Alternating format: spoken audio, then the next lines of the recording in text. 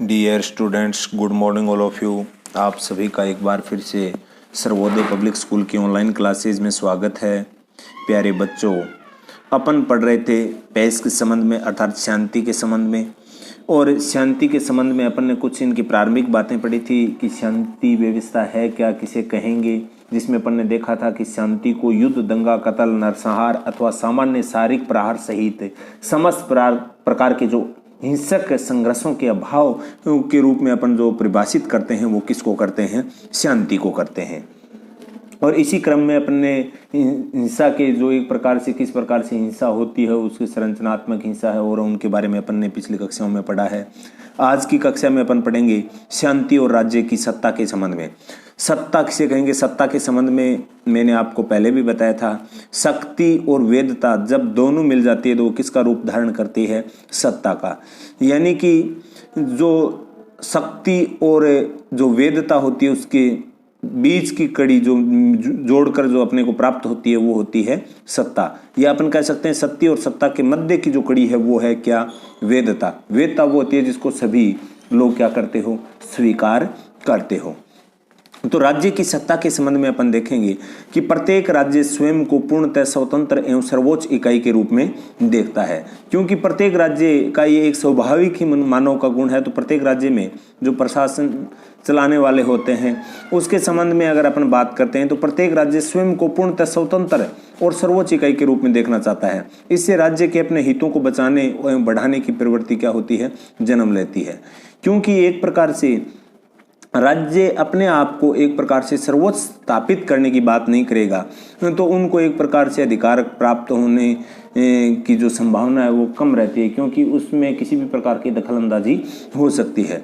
तो ये प्रवृत्ति एक प्रकार से और बढ़ जाती है। दूसरी तरफ अगर अपन देखते हैं तो इस प्रकार की प्रवृत्ति जन्म लेती है, उस पे एक प्रकार से प्रतिबंध लगना चाहिए, क्योंकि अगर इस प्रकार से अपने बचाने बढ़ाने की प्रवृत्ति में एक बचाने तक है तब तो ठीक है, लेकिन जब अपने अधिकारों को बढ़ाने की तरफ ज़्यादा अग्रसर होगी तो दूसरे के कार्य क्षेत्र में क्या हो सकता है, दखलंदाजी हो सकता है। तो ये सब की सब बातें अपने को ध्यान में रखना है कि शांति और राज्य सत्ता में प्रत्येक राज्य अपने आप में पूर्णतः स्वतंत्र रूप या सर्वोच्च इकाई के रूप में स्थापित करने के लिए अपने अधिकारों को बचाने और बढ़ाने के लिए जो प्रयास करता है, और उसमें भी किसकी उपस्थिति अनिवार्य होनी चाहिए शांति में। यानी कि वो अपने अगर अधिकारों को बचाने में और बढ़ाने की प्रवृत्ति है तो हिंसात्मक नहीं होनी चाहिए, वो क्या होनी चाहिए, अहिंसात्मक होनी चाहिए, ताकि अपने समाज में शांति व्यवस्था है वो कायम रह सके।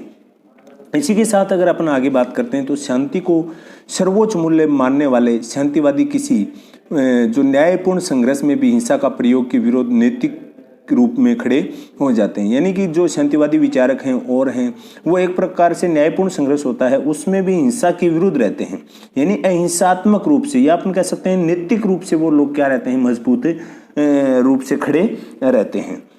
तो ये सब की सब बातें इस शांति व्यवस्था के अंतर्गत आती है। लेकिन अपन देखते हैं कई बार इसके अपोजिट स्थिति भी बनती है, जिसमें अपन कह सकते हैं कि क्या हिंसा कभी शांति को प्रोत्साहन कर सकती है। कुछ लोग हिंसा में विश्वास रखते हैं, तो अपन देखते हैं कि हिंसा है वो क्या कभी शांति को प्रोत्साहित कर सकती है क्या। तो इसमें निश्चित अपने को स्पष्ट दिखाई दे रहा है हिंसा में कभी भी शांति की अपन कोई उम्मीद नहीं कर सकते। इसी संबंध में अगर अपन बात करते हैं तो गांधी जी से प्रेरणा लेकर मार्टिन लूथर किंग ने सन 1960 ईस्वी में संयुक्त राज्य अमेरिका में गोरे लोगों को काले लोगों के साथ किए जाने वाले भेदभाव के विरुद्ध एक आंदोलन चलाया था, यानी एक प्रकार से शांति व्यवस्था स्थापित करने के लिए। क्योंकि अमेरिका के अंदर एक प्रकार से काले और गोरे के मध्य में क्या किया जाता है, भेदभाव किया जाता है।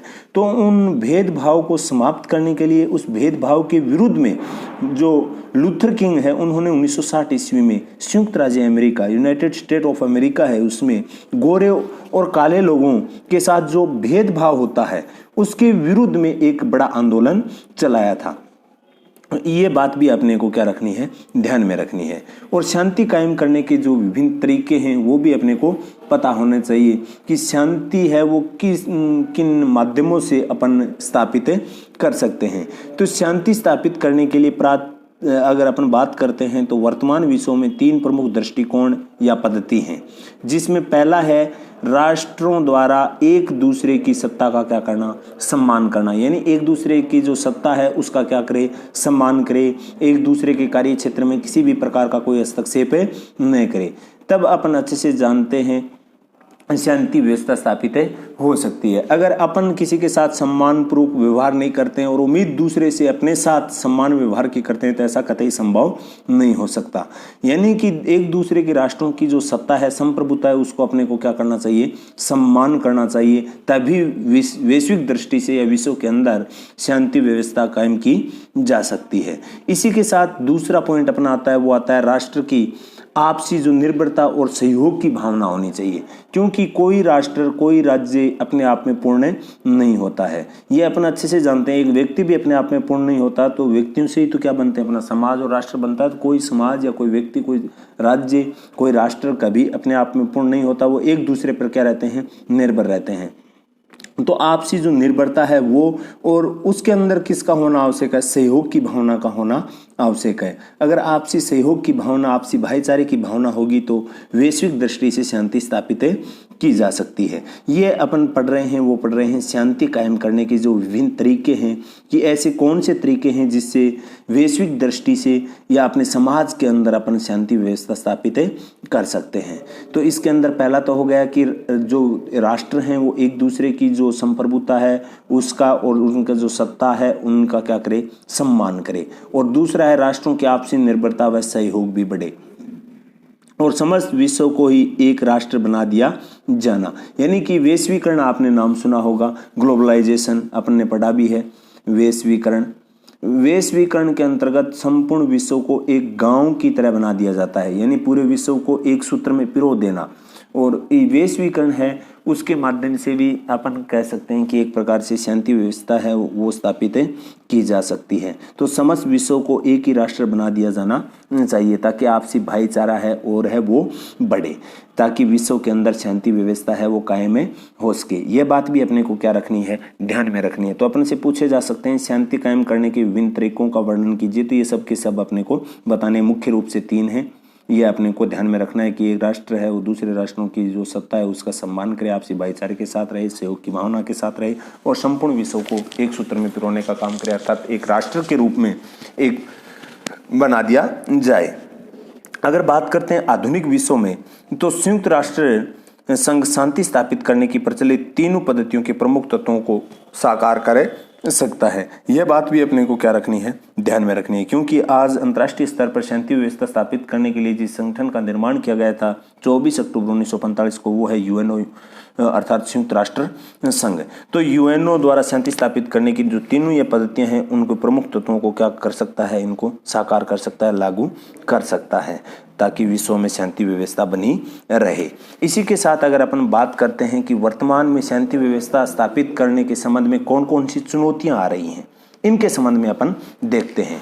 यानी कि एक प्रकार से जो शांति व्यवस्था स्थापित करने के संबंध में जो अपने सामने चुनौतियां आ रही हैं उनके संबंध में अगर अपन बात करते हैं तो संयुक्त राष्ट्र संघ के अनेक उल्लेखनीय उपलब्धियां भी प्राप्त की है, क्योंकि जो सेकेंड वर्ल्ड वार हुआ था उससे पहले जो फर्स्ट वर्ल्ड वार के जस्ट बाद विश्व में शांति व्यवस्था स्थापित करने के लिए राष्ट्र संघ की स्थापना की गई थी, लेकिन वो नाकामयाब रहा था विश्व में शांति व्यवस्था स्थापित करने में। और अपन अच्छे से जानते हैं पूरा विश्व वो सेकेंड वर्ल्ड वार की ओर चला गया था और उसके बाद में एक बड़ा संगठन बना था अंतर्राष्ट्रीय स्तर का विश्व में शांति व्यवस्था स्थापित करने के लिए, वो बना था यूएनओ।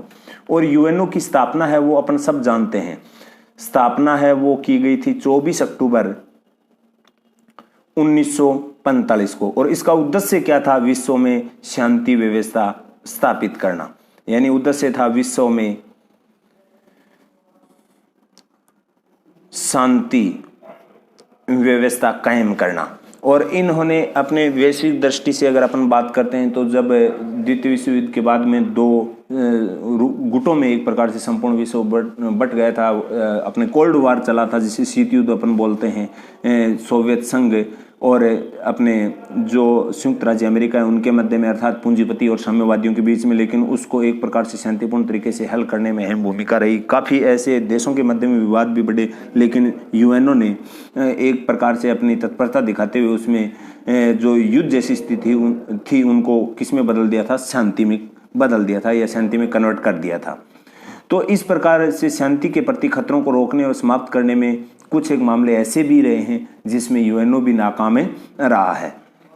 तो समकालीन विश्व में शांति को बढ़ावा देने के लिए लक्ष्य को लेकर अनेक लोकप्रिय प्रयास भी किए जा रहे हैं और इन प्रयासों को सामूहिक तौर पर शांति आंदोलनों की संज्ञा दी जाती है। और आज हमें शांति की खोज को राजनीतिक कार्रवाइयों के साधन और लक्ष्य दोनों के रूप में सम्मिलित करना चाहिए, क्योंकि अपन अच्छे से जानते हैं वैश्विक दृष्टि से मनुष्य का सर्वांगीण विकास तभी हो सकता है जब विश्व में शांति व्यवस्था स्थापित होगी। तो अपना पहला प्राथमिक कर्तव्य यही है कि विश्व के अंदर किसी भी प्रकार की युद्ध जैसी स्थिति उत्पन्न ना हो, ताकि किसी भी प्रकार का नरसंहार न हो, मनुष्य को किसी भी प्रकार की क्षति ना हो। तो विश्व में शांति स्थापित करने के लिए शांति के संबंध में अनेक प्रकार के प्रयास भी किए जा रहे हैं, चुनौतियां भी आ रही हैं, उनका समाधान करने के लिए भी अपने को कुछ नए आयाम हैं उनको अपनाए जाने की आज भी क्या है, आवश्यकता है। क्योंकि अगर शांति स्थापित नहीं होगी तो वैश्विक दृष्टि से अगर अपन बात करते हैं तो मनुष्य का किसी भी प्रकार से विकास संभव नहीं है। तो इसी के साथ आज अपना ये जो शांति व्यवस्था से संबंधित जो चैप्टर था वो कंप्लीट होता है।